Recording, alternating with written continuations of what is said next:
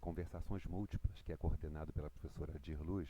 Nós hoje vamos falar um pouquinho sobre as questões ligadas à sensibilidade do professor na relação com os seus alunos. Então, nosso tema aqui vai ser, preparei aqui, ó, sensibilidade na ação didática, equilibrando razão e emoção. Ok?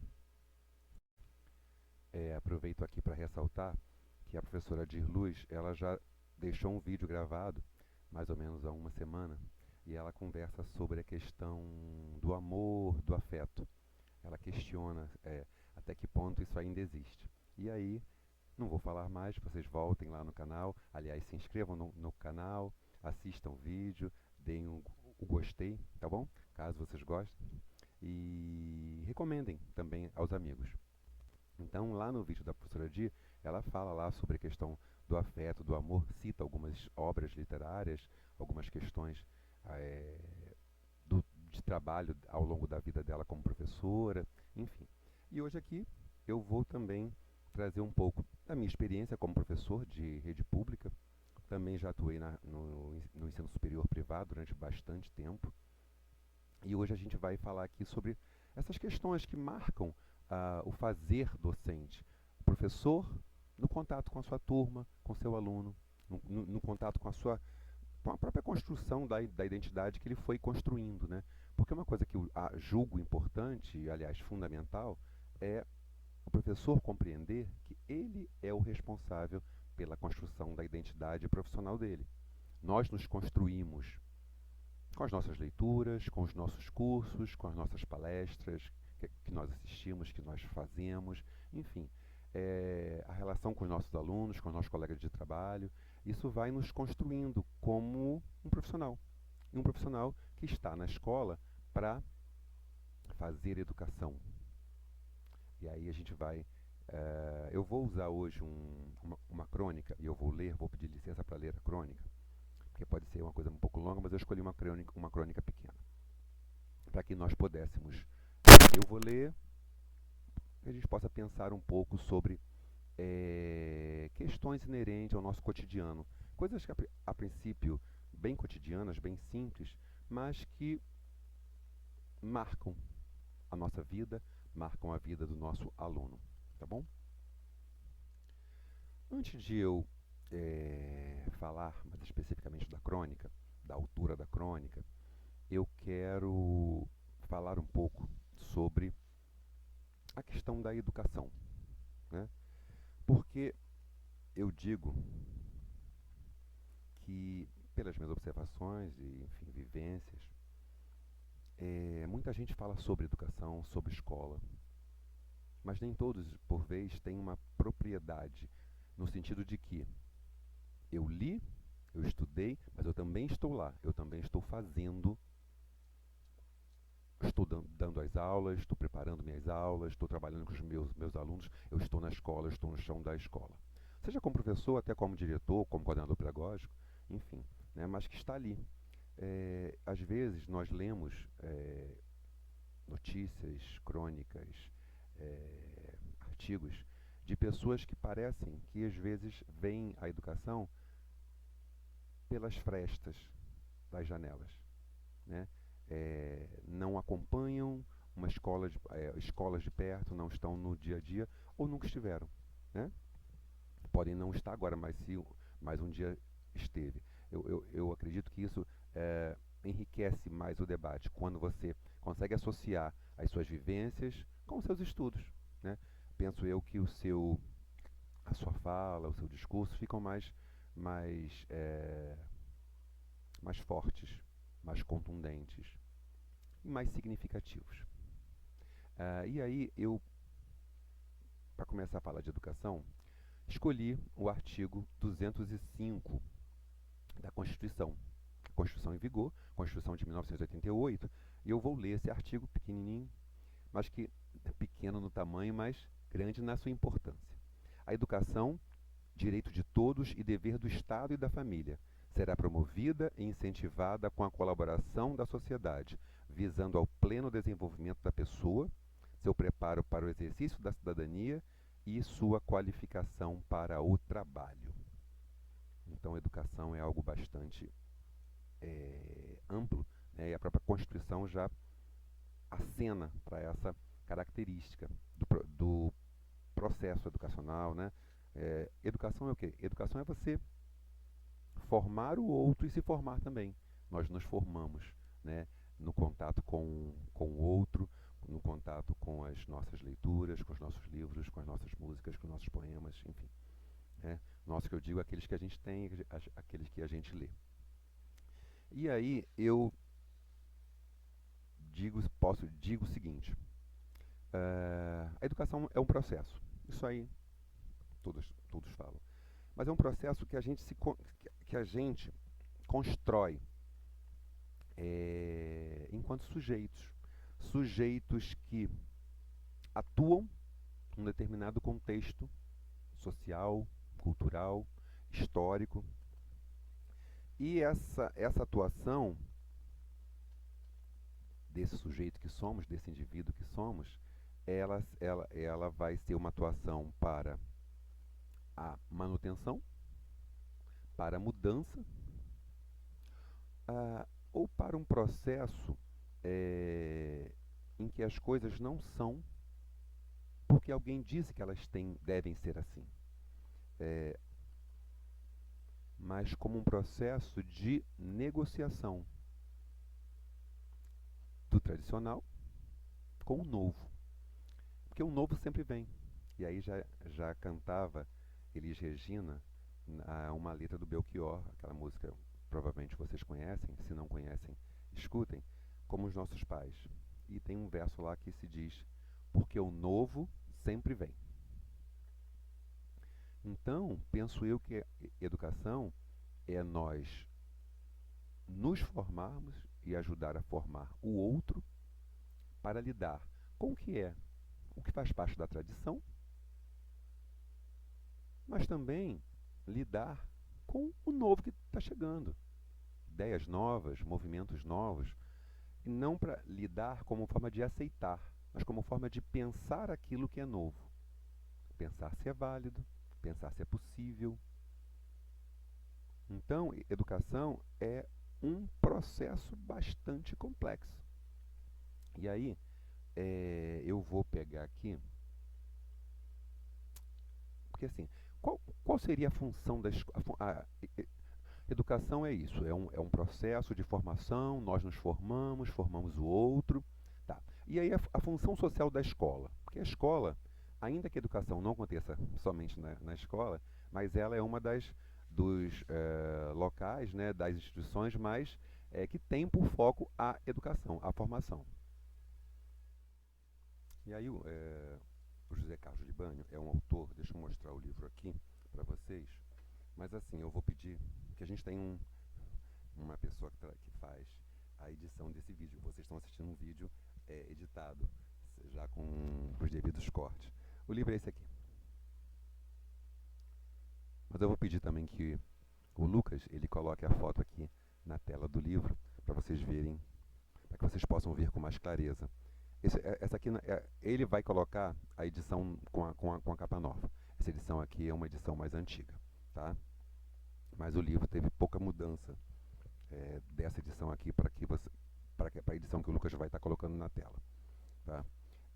E o Libânio lá nesse livro didático, que é um clássico, as pessoas que fazem licenciatura ouviram falar pelo menos, ou a maioria até teve contato com o livro ou com algum texto desse livro. E aí o Libânio coloca, né, que a escola, a educação escolar, né, ela tem uma função, que é o desenvolvimento do que ele chama de qualidades humanas. Ele diz o seguinte: são físicas, morais, intelectuais e estéticas, tendo em vista a orientação da atividade humana na sua relação com o meio social, num determinado contexto de relações sociais. Então, a escola tem essa função formadora, formativa, né, construtiva, de construir pessoas, de ajudar a construir pessoas. Ajudar na construção das pessoas, mas não somente pensando no indivíduo intelectual, cognitivo, mas também pensando nos aspectos físicos, morais, né, estéticos, enfim. Seria é, isso que o Libânio discute lá num capítulo do livro que eu mostrei para vocês. Aí também quero trazer aqui para a gente encerrar essa partezinha aqui dessa educação, função da escola, dizer que a escola tem compromisso com a formação do cidadão e da cidadã, com o fortalecimento dos valores de solidariedade, compromisso com a transformação dessa sociedade. Essa trechinha da professora Celina Alves Areias. Isso aí, ela participou de uma conferência nacional da educação básica e uma das falas, numa das falas que ela discute, ela fala sobre isso, né? Diz isso, faz essa afirmação. Ela fala assim, compromisso com a transformação dessa sociedade. Transformação no sentido de que vivemos hoje num mundo que há 50 anos não era assim. Existiam árvores, existiam pássaros, existiam carros, mas os carros de 50 anos são os mesmos de hoje. Eles mudaram. A tecnologia ajudou a mudá-los, torná-los mais ágeis, mais bonitos, mais duráveis, talvez. Enfim. E para tornar para modificar, por exemplo, né, já que eu citei o automóvel, para modificar esse automóvel, nas suas estruturas e tudo mais, enfim, não se faz isso sem conhecimento. Não se transforma nada sem um conhecimento, ou sem nenhum conhecimento. Também para pensar a escola, eu preciso de conhecimento. Porque a escola lida com o passado, com o presente e tenta vislumbrar o futuro.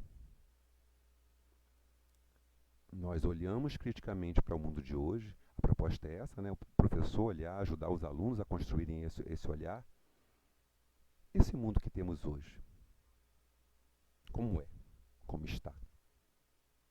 O que precisa ser ajustado? O que pode ser modificado? O que precisa ser modificado? O que não cabe mais, né? Enfim, a gente hoje nós temos discutido muito valores. A gente vê as discussões pela internet, pelos diversos meios, canais, sobre a questão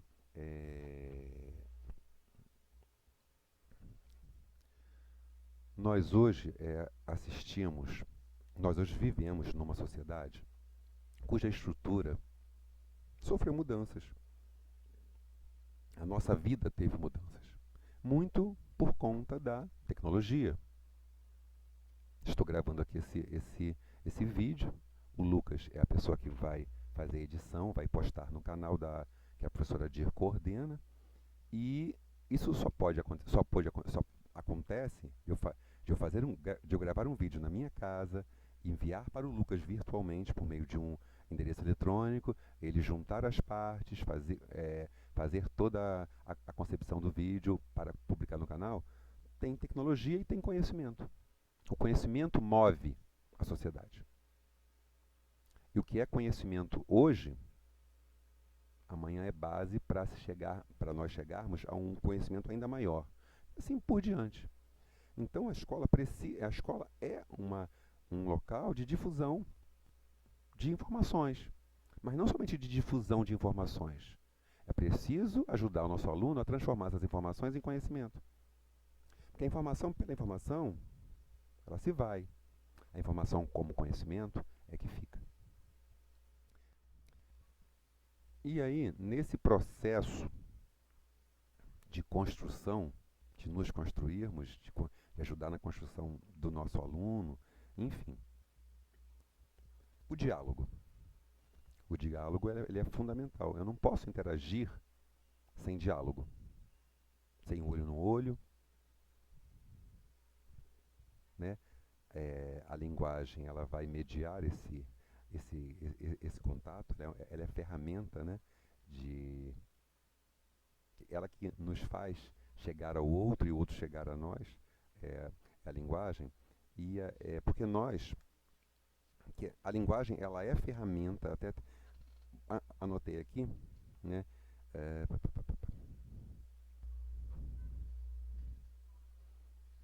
A linguagem ela é fundamental nessa relação que nós estabelecemos com o outro, com o mundo, né? É, o diálogo, ele, ele precisa fazer parte, ele faz parte do contexto de nós com o outro, de nós com o meio, né?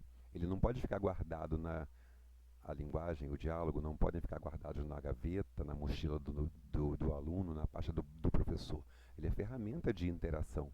E aí Vygotsky ele discute bem essa necessidade do diálogo como ferramenta de interação, porque é no diálogo, na linguagem, né?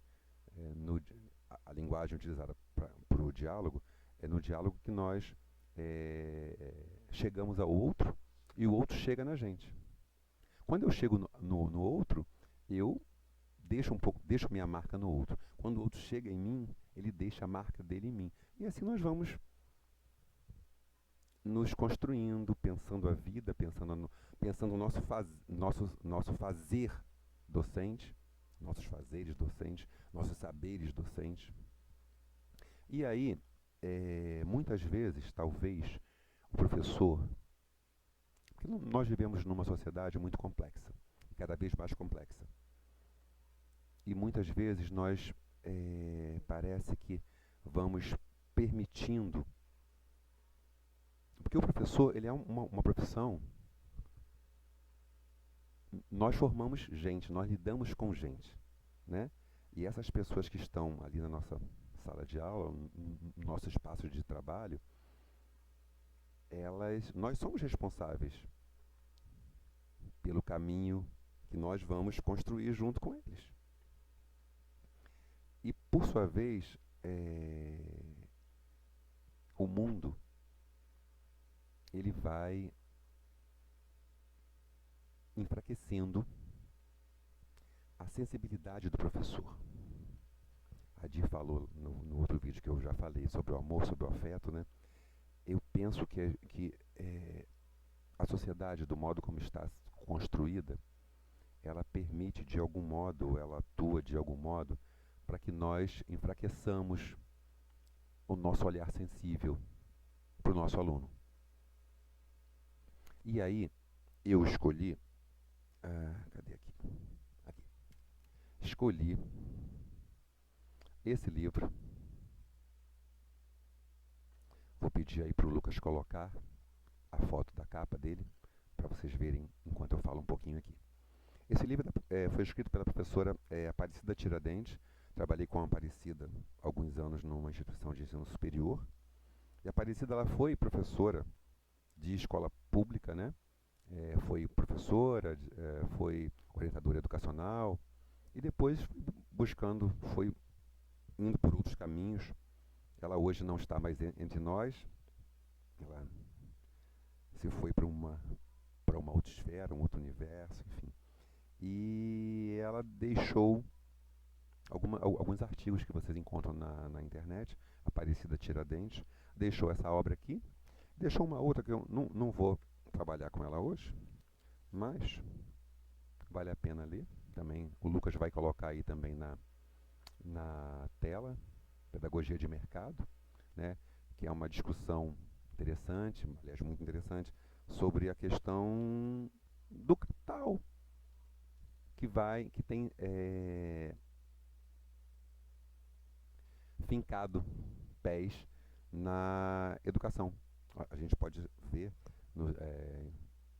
nos dados oficiais o quanto a rede privada de ensino superior, por exemplo, se expandiu nos últimos 20 anos. Né? A própria educação, o ensino à distância, né, vem nesse contexto, e até já há inclusive uma preocupação do MEC em relação à qualidade dessas formações, porque às vezes o ensino ele não é algo que caiba numa caixinha, né? É muito mais que isso. E o MEC quer saber se esses cursos de formação EAD e também os presenciais, se eles estão adequados para olhar a escola como a escola é. E mais, como nós gostaríamos que a escola fosse. E mais, como nós gostaríamos que a nossa sociedade fosse, como o nosso país fosse. Porque uma parte disso passa pela escola, passa pela formação dos nossos alunos, passa pelas nossas práticas em sala de aula, na nossa relação com o nosso alunado. Tá? Bom, então, eu escolhi uma crônica, porque esse livro aqui, O Listrinho, da Aparecida Tiradentes, é um livro de crônicas.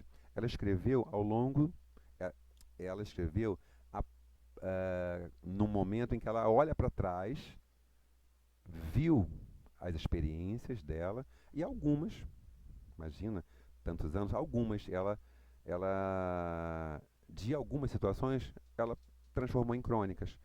E eu vou ler uma das crônicas que ela escreveu, o livro Listrinho, Crônica para Professores. E ela narra, são crônicas em que ela narra situações que ela viveu como professora, como coordenadora pedagógica ou orientadora educacional. Né? Eu vou ler aqui a primeira. Bom, então eu vou fazer a leitura de uma das crônicas, de uma das histórias que a professora Aparecida Tiradentes publicou aqui nessa obra, que, gente, vocês encontram os livros que eu citei aqui, são fáceis de serem encontrados de modo geral. Os da Aparecida, eu encontrei, esse aqui eu comprei no outro momento, mas antes de gravar esse vídeo, eu procurei a internet, achei tanto nas livrarias, na livraria, essa aqui junta, são vários sebos, né, livros novos e usados, e encontrei também na Amazon. Na Amazon também encontrei. Deixa eu fazer a leitura aqui para a gente pensar um pouco essa história aqui. Pão com couve, 1991. Na escola onde trabalho como coordenadora educacional. Uma professora da quinta série vem se esgoelando pelo pátio, puxando uma aluna pelo braço. Aparecida, não imagina o que essa garota fez. Assim não é possível. Ninguém respeita mais professor. Isto não pode ficar assim. Esses alunos não têm mais limites. Nisso é que dá a escola moderninha que vocês inventam. Aluno não respeita mais professor. E não fazia pausa. Essa garota abusada, sem o menor respeito, na hora em que recebeu a prova corrigida com nota baixa, jogou no chão e pisou em cima. Isso é um desrespeito inadmissível. Você tem que tomar uma providência. É nisso que dá essa história de Estatuto da Criança. Eles agora se sentem cheios de direitos. Vai ficar pior, você vai ver. Não querem nada com os estudos e ainda fazem desaforos com a gente. É o fim da nossa profissão. Fora de controle, falava alto, bradava por punição, tinha que expulsar da escola para dar o exemplo. Sem esperar sequer uma palavra, a professora retornou à sala de aula, enquanto comecei a conversar com a aluna. Perguntei o que estava acontecendo. Professora, eu sei que estou errada, mas a senhora não sabe minha situação. E Rosilene desatou a chorar, enquanto tentava responder à minha pergunta. Morava com os pais e 2 irmãos. O pai, alcoólatra, tinha o costume de bater na mulher e nos filhos. A mãe, afetada por transtornos psíquicos, frequentemente saía de casa e não conseguia voltar, vagando semanas pelas ruas, até que conseguia ser levada de volta. Entre uma crise e outra, cansada da violência do marido, a mãe de Rosilene denunciou a polícia. Sabendo disso, os xerifes da comunidade foram até sua casa para jurar de morte, tanto seu pai quanto sua mãe, pois não queriam na favela problemas que atraíssem a polícia. Diante da ameaça, o pai resolve sair de casa sem dizer o destino. A mãe, provavelmente vítima de nova crise, ou talvez da violência do marido, ou ainda do esquadrão da morte local, havia desaparecido. Haviam passado 15 dias desde que Rosilene se viu com a responsabilidade de cuidar dos irmãos, sem saber se o pai e a mãe estavam vivos ou mortos. Pedindo pão dormido na vizinhança e na padaria, alimentava a si e os pequeninos. Fazia sanduíche de pão velho com folhas de couve que havia plantado no quintal. Apesar disso, apesar disso, inacreditavelmente, não havia abandonado a escola. Pão com couve. 1991, na escola onde trabalho como orientadora educacional. Uma professora da quinta série vem se esgoelando pelo pátio, puxando uma aluna pelo braço. Aparecida, não imagina o que essa garota fez. Assim não é possível. Ninguém respeita mais professor. Isto não pode ficar assim. Esses alunos não têm limites. Nisto é que dá essa escola moderninha que vocês inventam. Aluno não respeita mais professor. E não fazia pausa. Essa garota, abusada, sem o menor respeito, na hora em que recebeu a prova corrigida com a nota baixa, jogou no chão e pisou em cima. Isso é um desrespeito inadmissível. Você tem que tomar uma providência. É nisso que dá essa história de Estatuto da Criança. Eles agora se sentem cheios de direitos. Vai ficar pior, você vai ver. Não querem nada com os estudos e ainda fazem desaforos com a gente. É o fim da nossa profissão. Fora de controle, falava alto, bradava por punição. Tinha que expulsar da escola para dar o exemplo. Sem esperar sequer uma palavra, a professora retornou à sala de aula enquanto comecei a conversar com a aluna. Perguntei o que estava acontecendo. Professora, eu sei que estou errada, mas a senhora não sabe da minha situação. E Rosilene desatou a chorar enquanto tentava responder à minha pergunta. Morava com os pais e 2 irmãos pequenos. O pai, alcoólatra, tinha o costume de bater na mãe e nos filhos. A mãe, afetada por transtornos psíquicos, frequentemente saía de casa e não conseguia voltar, vagando semana pelas ruas até que conseguia ser levada de volta. Entre uma crise e outra, cansada da violência do marido, a mãe de Rosilene denunciou a polícia. Sabendo disso, os xerifes da comunidade foram até sua casa para jurar de morte tanto seu pai quanto sua mãe, pois não queriam na favela problemas que atraíssem a polícia. Haviam passado 15 dias desde que Rosilene se viu com a responsabilidade de cuidar dos irmãos, sem saber se o pai e a mãe estavam vivos ou mortos. Pedindo pão dormido na vizinhança e na padaria, alimentava a si e aos pequeninos. Fazia sanduíche de pão velho com folhas de couve que havia plantado no quintal. Apesar disso, inacreditavelmente, não havia abandonado a escola. Nos dias em que não conseguia deixar os irmãos com alguém da vizinhança, levava-os consigo para a escola e pedia para que ficassem quietinhos no fundo da sala, escondidinhos. A ninguém ocorreu perguntar o que faziam ali aquelas crianças. Por terem ficado caladas, talvez nem tenham sido notadas pelos professores na turma numerosa. É possível que aquela inesperada presença tenha sido percebida por outros alunos que preferiram proteger a colega, silenciando. Na véspera da prova, Rosilene passa a noite inteira estudando, a despeito do seu drama familiar. Ousa acreditar ser apenas uma menina de 12 anos na quinta série, como todas as outras, e estuda. Recebe a nota baixa e joga toda a sua revolta naquele pedaço de papel. Muitas vezes bastaria ao professor fazer uma única pergunta: o que está acontecendo com você? O que está acontecendo com a Rosilene e o que está acontecendo conosco, professores. Falei inicialmente da questão da educação, a ideia complexa que é a função social da escola, que é complexa, bastante complexa. E eu digo sempre que professor é um especialista em gente. Nós somos, ou temos de ser.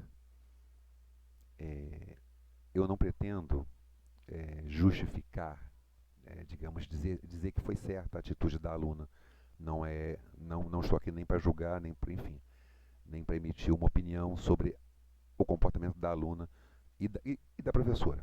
Estou aqui para levantar a questão: o que está acontecendo com o professor? O que está acontecendo com a nossa profissão, que é uma profissão que lida com pessoas. E lidamos com pessoas nas suas tristezas e nas suas alegrias. Nós damos aulas, nós estamos com eles nas nossas alegrias e nas nossas tristezas. Aí pegando o vínculo lá com a Adir, do amor, do afeto, para onde está indo nossa humanidade? Eu entendo que, muitas vezes, o poder público e a sociedade nos olha como uma profissão menor. Colegas de outras profissões de nível superior nos olham com olhos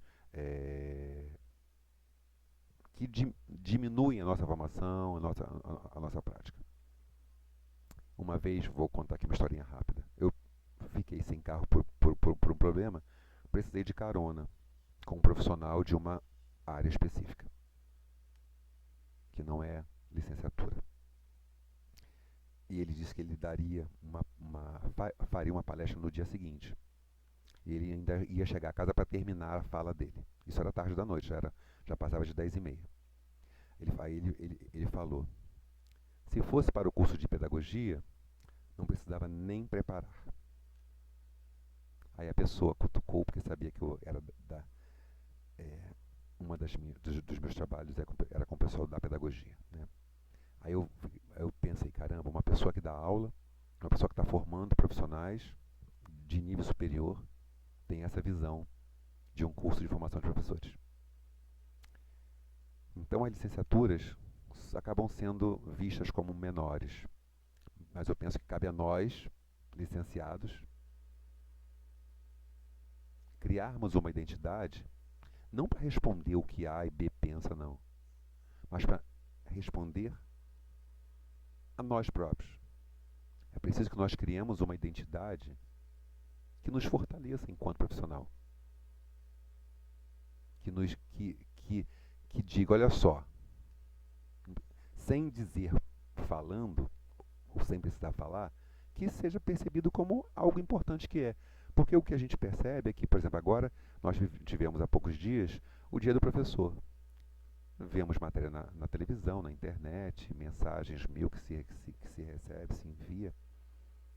Mas parece que esse respeito, essa admiração, ela se restringe ao dia 15 de outubro. Eu entendo que o Estado, ele, ainda que com discursos bonitos, muitas vezes ele não pratica aquilo que ele fala. Então ele não valoriza a educação, não valoriza o professor como deveria ser valorizado. Eu sei disso. Você provavelmente também sabe disso. Nosso aluno não sabe. Nossa criança, nosso adolescente da sala de aula, ele não sabe. E ele não tem culpa. Então, quando a professora diz da escola moderninha, o que seria a escola moderninha? Olhando a escola dos anos 40, 50, olhando de hoje, mudou muita coisa. Mas até que ponto nós, professores, também não temos uma parcela de responsabilidade pelas mudanças? Não só as boas, mas também as ruins. E aí eu vou pegar um livro do Paulo Freire, Pedagogia do Oprimido. Perdão, aqui. Tá aqui. Perdão. Eu escolhi Pedagogia da Autonomia, perdão. Em que ele diz o seguinte, eu vou ler um parágrafo, tá? Só um parágrafo. Há um sinal dos tempos, entre outros, que me assusta. A insistência com que, em nome da democracia, da liberdade, da eficácia, vem se asfixiando a própria liberdade e, por extensão, a criatividade e o gosto pela aventura do espírito. A liberdade de mover-nos, de arriscar-nos, vem sendo submetida a uma certa padronização de fórmulas, de maneiras de ser, em relação às quais somos avaliados. É claro que já não se trata de asfixia truculenta realizada pelo rei despótico sobre seus súditos, pelo senhor feudal sobre seus vassalos, pelo colonizador sobre os seus colonizados, pelo dono da fábrica sobre os seus operários, pelo Estado autoritário sobre os cidadãos, mas pelo poder invisível da domesticação, alienante que alcança a eficiência extraordinária no que venho chamando burocratização da mente. A nossa mente está ficando burocratizada. Olha que esse texto, Pedagogia da Autonomia, vou pedir que o Lucas coloque aí na tela. Até a capa que ele vai colocar aí é uma capa atualizada. Esse meu livro é mais antigo, nem é uma edição tão antiga assim. Comprei no começo dos anos 2000. O Paulo Freire denuncia a burocracia, nós estamos ficando domesticados, muitas vezes sem perceber. E quando um aluno demonstra um problema que foge, né, a princípio, foge à nossa alçada, ele traz uma diferença, ele traz algo, traz um problema, a gente age com pouca ou com nenhuma sensibilidade. Eu não estou defendendo paternalizar relações, eu não defendo a ideia de magistério, sacerdócio, jamais. Não defendo também a ideia de aluno coitadinho, também não. Não é essa a questão. A questão é que o professor é um especialista em gente. Essa gente é um ser humano. Esse ser humano, ele tem características humanas. Até que ponto nós estamos permitindo que o nosso humano perca ou vá desfazendo essas qualidades humanas que lá o Libânio falou e eu citei aqui? Até que ponto essas questões morais, até intelectuais, vão perdendo a importância e nós vamos agindo como uma máquina que precisa cumprir o planejamento, que precisa fazer isso, precisa fazer aquilo. Eu entendo que a gente tem obrigações, elas fazem parte, não só da minha vida no trabalho, mas da nossa vida em casa, por exemplo, né? Só que as obrigações da nossa casa são diferentes das obrigações do trabalho, mas são obrigações. Mas até que ponto nós estamos permitindo reproduzir ideias que nem nós acreditamos?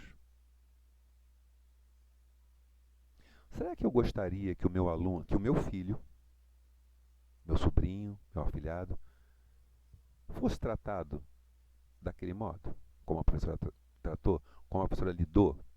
Estou culpabilizando a professora? Não. Ela também é vítima de um sistema perverso que desestrutura, que desvaloriza. Mas nós, enquanto professores, precisamos aprender a pensar e agir muito mais como profissional.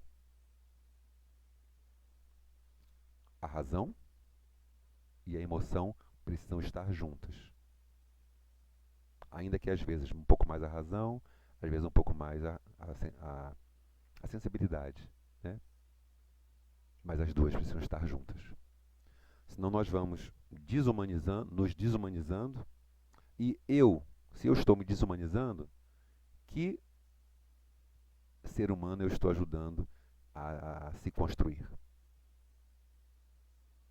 Então a gente precisa pensar as questões não só cognitivas, mas também as emocionais, que afetam o meu trabalho, que afetam a minha relação com o meu aluno, que afetam o desenvolvimento do meu aluno. Não, eu estou ali para ajudar o meu alunado a alcançar, a desenvolver habilidades, alcançar objetivos, enfim, se tornar um adulto. Se tornar um adulto que vai agir. Ele já age como criança, age como adolescente e vai agir como adulto. Ele vai interferir no meio. Como nós gostaríamos que essa interferência se desse? De que modo? Com que qualidade? Nós marcamos nossos alunos. Marcamos de diversas formas. Marcamos também pelo nosso carinho, pela nossa sensibilidade em perceber situações da sala de aula, do nosso aluno.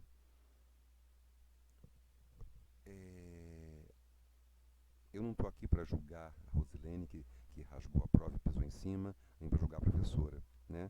Eu trouxe a história para que nós pudéssemos pensar sobre essa atitude. A Rosilene tem problemas, e eu penso que a professora não é só o fato dela não ter sido capaz de perceber esse problema. Foi ela, a minha preocupação é que tipo de professora ela pensa que ela é assim, que tipo de identidade ela construiu. Aquela atitude foi um rompante, já ocorriam problemas aquele dia, ela estourou, ou ela costuma ser desse modo? Não sei. Não a conheci, e Aparecida, a autora do livro, nem hoje pode conversar mais conosco. Ela partiu. Já está em outra esfera. Porque quando o professor se permite esse tipo de comportamento, porque eu penso o seguinte, nós somos seres humanos, um dia a gente pode, sim, se aborrecer, papapá. A gente é capaz de reconhecer e voltar atrás?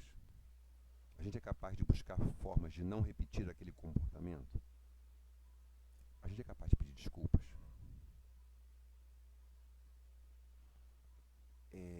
Eu não posso pensar a relação minha professor com um colega professor, com o meu aluno, esquecendo que eles são pessoas como eu.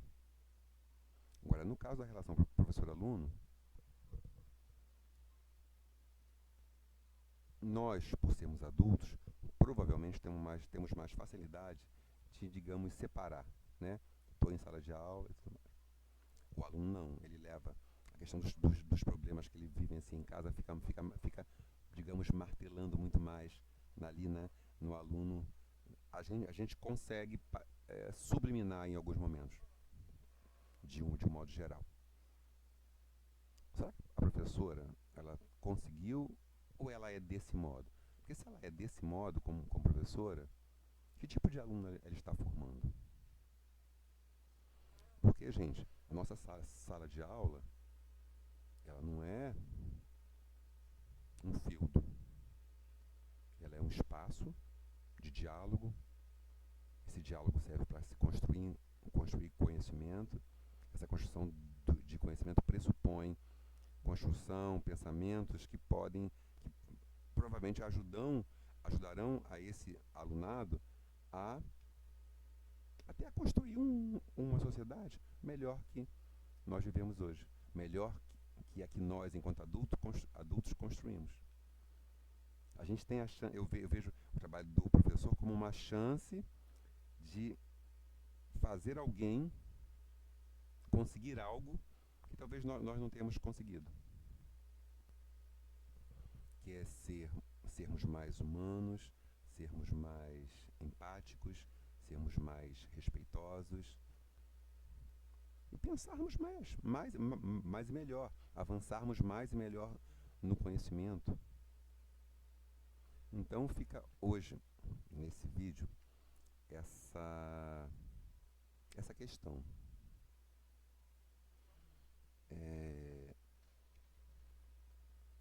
Como o professor pode, porque não há receita, cada um que tem que pensar o seu caminho.